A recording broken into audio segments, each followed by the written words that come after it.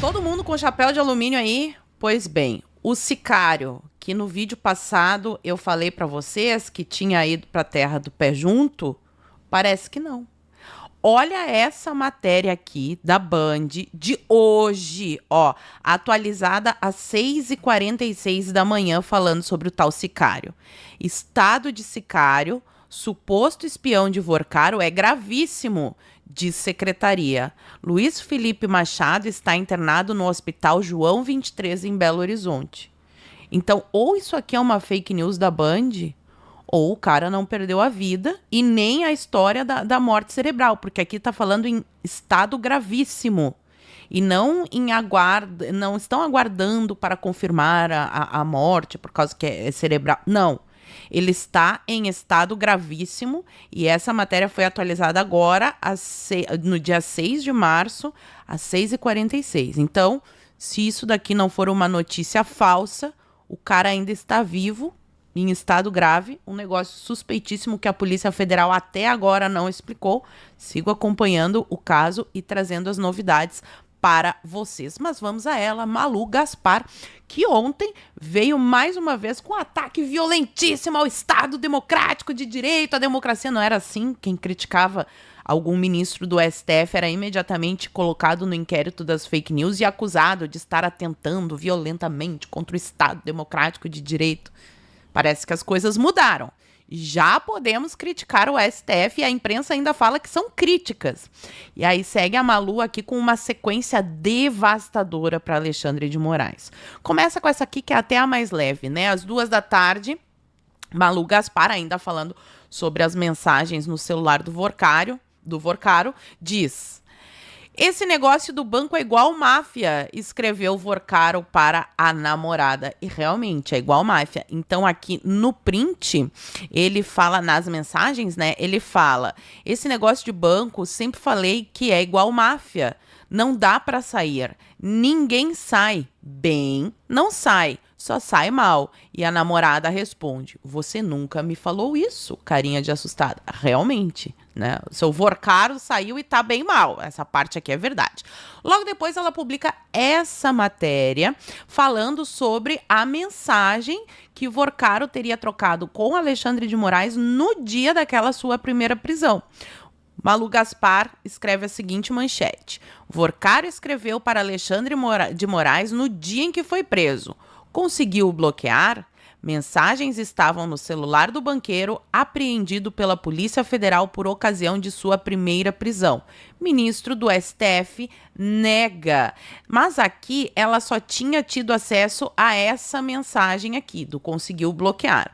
Agora, de madrugada, ó, à meia-noite, ela publica a matéria com a conversa completa. Então, já vou ler direto aqui para vocês. Malu Gaspar escreve: Vorcaro falou a Alexandre de Moraes sobre salvar Master no dia em que foi preso em 2025. Troca de mensagens entre eles durou o dia todo da prisão e mencionava a necessidade de entrar no circuito do processo. Aqui eu vou me demorar um pouquinho mais, porque é daqui também que eu puxo o dado para fazer a cronologia com a queda da Lei Magnitsky, que eu prometi no início eu entrego. Fica aqui comigo, ó. Uma intensa troca de mensagens entre Daniel Vorcaro e Alexandre de Moraes se estendeu por todo o dia da prisão, que foi no dia 17 de novembro de 2025. Guardem as datas, elas são importantes. Dados obtidos a partir do celular do executivo apreendido com ele no momento da prisão mostram que Vorcaro prestava contas ao ministro do STF. Vorcaro prestava contas ao ministro do STF. Isso daqui é gravíssimo. Sobre o avanço das negociações para a venda do Master e BRB, aquele caso do Banco de Brasília, que ainda também não foi muito bem explicado. E sugere que ele também falou sobre inquérito sigiloso que tramitava na Justiça Federal de Brasília e acabou levando à prisão. E aqui ainda tem mais o componente de um blog que teria recebido informações do Vorcaro para esquentá-las. Informações obtidas de forma ilegal, mas vamos adiante aqui. Nessas mensagens, o Vorcaro relata relata que antecipou o negócio e que conseguiu salvá-lo, embora não fosse do jeito que ele queria. Também menciona um vazamento que seria péssimo, mas pode ser um gancho para entrar no circuito do processo. 2 vezes durante o dia, ele pergunta a Moraes se tinha alguma novidade e ainda questiona: conseguiu bloquear? Provavelmente se referindo à ordem de prisão que ele acessou e estava sabendo de uma maneira ilegal. O blog teve acesso com exclusividade, o blog da Malu Gaspar, né? Teve acesso com exclusividade aos prints de 9 mensagens trocadas entre os dois via WhatsApp entre as 7 horas da manhã e as 20h48 daquele dia, o dia da prisão. Dia 17 de novembro. Vale lembrar a data de novo. Guardem essa data. Esse último contato com o ministro do Supremo se deu pouco mais de 1 hora antes da abordagem policial no Aeroporto Internacional de Guarulhos, que foi onde o Vorcaro foi preso, né? Essa abordagem teria ocorrido por volta das 22 horas, então um pouquinho antes eles ainda estavam conversando. Tanto o dono do Master como o Moraes escreviam o texto nos blocos de nota de seus aparelhos, tiravam prints e depois enviavam como imagem de visualização única. Entenderam a sacadinha? Então, eles escreviam no bloco de nota, tiravam print e enviavam pro seu interlocutor como mensagem de visualização única, porque daí não tem como recuperar o histórico dessa conversa e a polícia não teria acesso. Mas eles não contavam com o imponderável. Eu falo para vocês, sempre tem o imponderável. Por isso as mensagens do ministro não estão disponíveis. Já as de Vorcaro continuaram acessíveis no próprio celular. Por quê? Como ele foi preso, ele estava conversando com Alexandre de Moraes, não deu tempo dele apagar da galeria esses prints. Então é nesses prints do bloco de notas do Vorcaro, cruzando com o horário das mensagens, que a gente vai ter acesso ao que o Vorcaro falou. O que o Moraes respondeu, só se apreendessem o celular dele, mas provavelmente ele já apagou também, não tem mais o histórico. Infelizmente não saberemos, a não ser que o Vorcaro delate, o que é uma possibilidade, já falei para vocês no vídeo de ontem. Então, ó, os horários de cada nota do banqueiro obtida pela reportagem coincidem com os das mensagens, em geral enviadas 1 minuto depois de serem salvas. Apenas uma foge do padrão e tem um intervalo de 6 minutos entre o horário em que a nota foi fotografada e o seu envio. Então vamos aqui para a primeira. Ele escreve no bloco de notas às 7h18 da manhã e envia para Alexandre de Moraes às 7h19 a seguinte mensagem: bom dia, tudo bem? Estou tentando antecipar os investidores aqui e tenho chances de conseguir assinar e anunciar ainda hoje uma parte. E aí eu irei para lá para tentar a assinatura dos demais investidores estrangeiros. De um outro lado, acho que o tema que falamos começou a dar uma vazada. Obviamente sem qualquer detalhes, mas a turma do BRB me disse que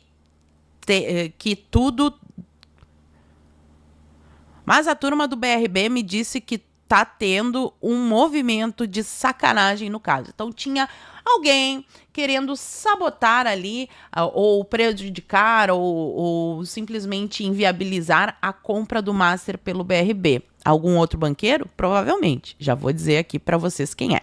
Se vazar algo, será péssimo, mas pode ser um gancho para entrar no circuito do processo. Se tiver alguma novidade, vamos falar.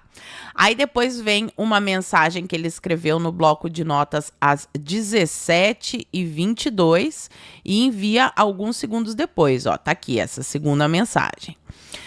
Fiz uma correria aqui para tentar salvar. Fiz o que deu. Vou anunciar parte da transação. Aqui ele está se referindo à venda do Master para o grupo Fictor. E a terceira mensagem está aqui, ó. Ele anota no bloco às 17h26 e manda às 17h26. Alguma novidade? Conseguiu ter notícia ou bloquear? Provavelmente falando, ou supostamente falando, sobre a sua prisão que estava ali em vias de acontecer, já tinha saído a ordem, e ele supostamente estaria pedindo para Alexandre de Moraes usar a sua influência e interferir para reverter a prisão do Vorcaro. Isso daqui, gente, é gravíssimo. Se fosse um país sério, o Alexandre de Moraes já nem poderia mais entrar no STF. Vamos ver o que vai acontecer. Antes de vocês dizerem que vai acabar tudo em pizza, espero eu fazer a cronologia, a análise aqui, que eu tenho umas coisas interessantes para mostrar. Mas vamos lá.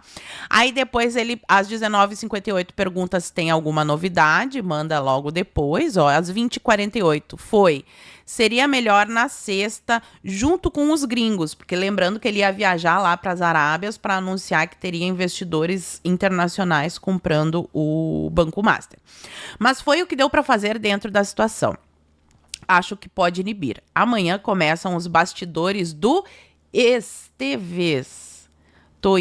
Amanhã começam as batidas, desculpa. Amanhã começam as batidas do Esteves. Tô indo assinar com os investidores de fora e estou online.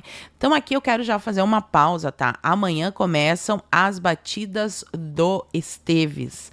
André Esteves, dono do BTG Pactual, que estava incomodado com a concorrência. Não estou aqui dizendo que André Esteves é bonitinho, é maravilhoso. Ele só não gosta de concorrência. O PT também não gosta de concorrência, por isso que ele entrega a cabeça do Centrão. Mas aqui é interessante, eu vou parar um pouquinho aqui, depois a gente olha o resto dos prints, porque batidas do Esteves, essa mensagem foi no dia 17 de novembro, dia da prisão do Vorcaro. Aí vamos fazer a ligação com essa matéria aqui, da Mônica Bergamo, que saiu no dia 12 de dezembro de 2025. Banqueiro André Esteves se reuniu com o governo Trump e pediu o fim das tarifas e sanções. Ele esteve com o secretário do Tesouro Scott Bessent e afirmou que tanto o Brasil quanto os Estados Unidos perdiam com o tarifaço sobre produtos brasileiros. Dono do BTG Pactual reportou a conversa a Lula e ao ministro da Fazenda, Fernando Haddad. Mas o dia dessa conversa que é o melhor, ó. Esteves se reuniu com ele, o Scott Bessent, no dia 18 de novembro. Vamos voltar aqui? Dia 17, Vorcaro diz que amanhã vai começar a batida do Esteves. No dia seguinte, Esteves se reúne com a galera dos Estados Unidos para falar sobre as tarifas e sanção da Lei Magnitsky. Falei para vocês que tinham um fundo de verdade. Então, um dia antes, aparece no celular do Vorcaro. Um dia depois, aqui nós temos o André Esteves se reunindo com o Scott Bessent. Vale lembrar que o Scott Bessent falou que o Moraes e a esposa eram Bonnie e Clyde. Então, há sim uma animosidade do Scott Bessent, que tem um perfil bem conservador, e por isso todos nós estranhamos quando caiu a Magnitsky. Mas como assim eles desistiram de derrubar o Alexandre de Moraes? Será? Estranho. Mas agora eu vou fazer as ligações. Então, dia 17, o Vorcaro fala sobre o André Esteves. Dia 18, o André Esteves se reúne com o governo dos Estados Unidos. Alguns dias depois, né, do dia 18 de novembro ao dia 9 de dezembro, sai na coluna da Malu Gaspar o start da queimação de Alexandre de Moraes, que é o contrato de 129 milhões da Vivi. Então, alguns dias depois dessa reunião, sai a matéria da Malu Gaspar falando sobre o contrato com a esposa do Alexandre de Moraes.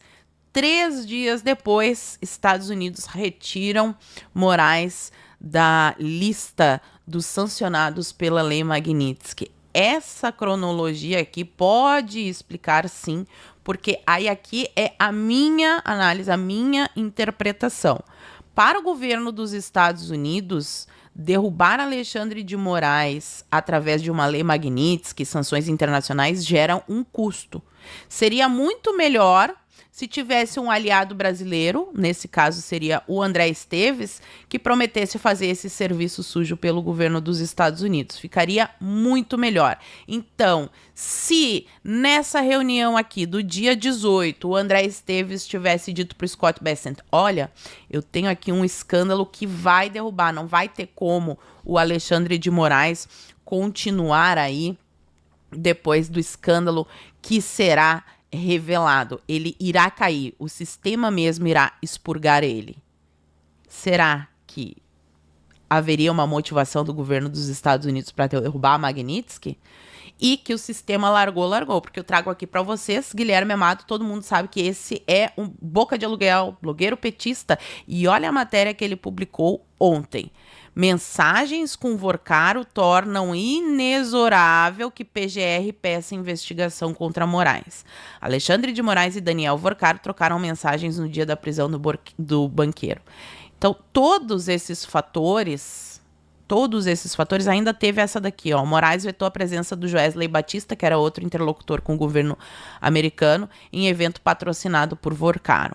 Então, essa conjunção de fatores me leva a crer, posso estar errada na minha análise, que foi oferecida a cabeça do Alexandre de Moraes e agora o sistema está entregando ele. Porque essa matéria aqui, meus amigos, com as mensagens que a Malu Gaspar revelou, elas são bombásticas, tá? São bombásticas.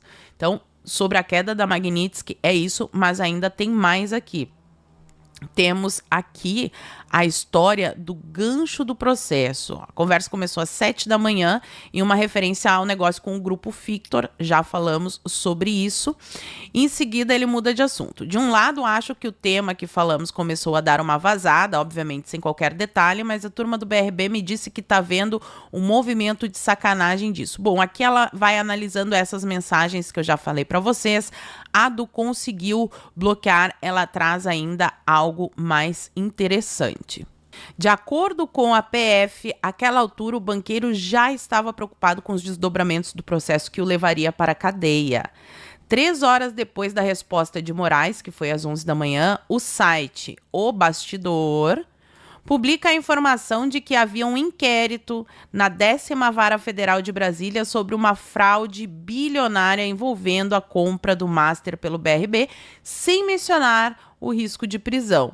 Segundo a apuração da Polícia Federal, o banqueiro obteve a informação a respeito do inquérito sigiloso a partir de um acesso ilegal aos sistemas da própria corporação. Então, tinha gente dentro da Polícia Federal trabalhando para o Vorcaro.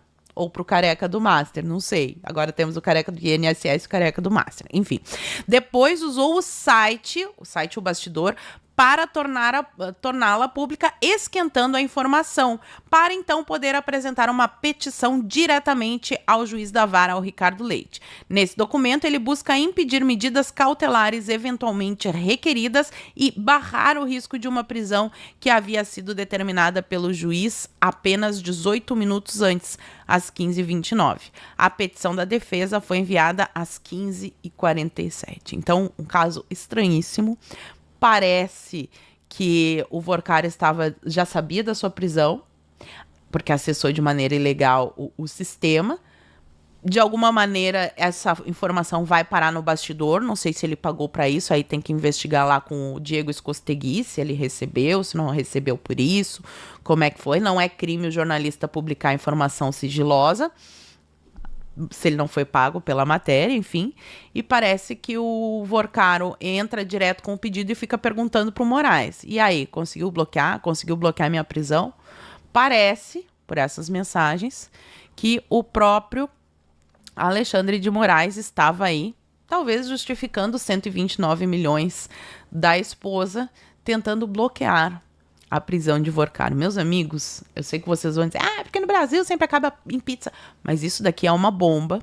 E com essa análise, tem outras pessoas poderosas por trás que estão interessadas em tirar o Vorcaro da jogada. E parece que, inclusive, o sistema, solta a mão de Moraes. A mão do Toffoli também, a gente acompanhou nos últimos dias. Mas eu quero saber de vocês. O que vocês acham dessa cronologia, dessa análise que eu fiz? Tô exagerando ou faz sentido? Conta pra mim aqui nos comentários que eu quero saber. E por enquanto eu vou ficando por aqui. Muito obrigada por terem assistido ao vídeo até o fim. Fiquem todos com Deus. Um beijo e até a próxima.